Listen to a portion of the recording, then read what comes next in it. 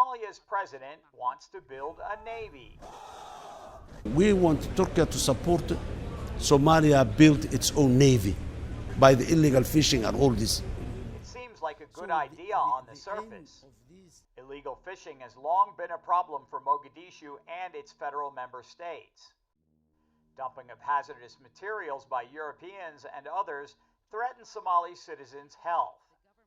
Weapons flow into armed terrorists and devastate communities. But putting together a navy requires huge amounts of money, rigorous coordination, training for a wide range of skills, and a lot of time and patience.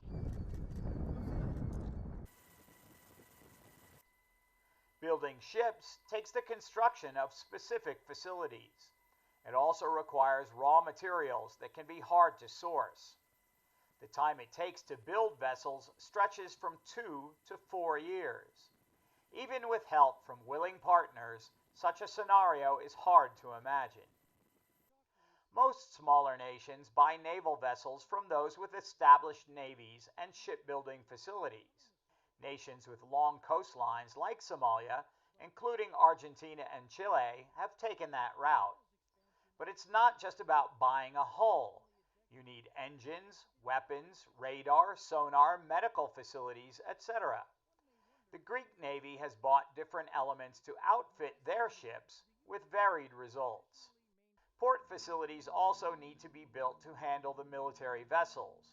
This involves having the proper size and depth, specialized equipment to handle weapons and ammunition, accommodations for personnel, and proper security. A Somali Navy probably wouldn't need huge ships with great firepower. Speed would be the most important attribute for their vessels, much like the Italian Navy.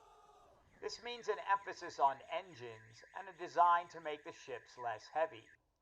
But it would be wise to be able to coordinate the fleet with air support. How to build an air force is for another report, though.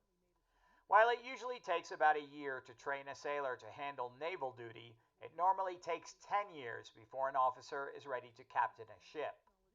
Hassan Sheikh's preferred training partner, Turkey, can get the crewmen ready, but a captain must have experience. Finding Somalis in the diaspora who have experience in other navies or hiring foreign nationals to guide their ships might be the best options. The cost of naval vessels varies. The least expensive in the U.S. fleet go for about $360 million. The most expensive in the Indian Navy is $2.35 billion.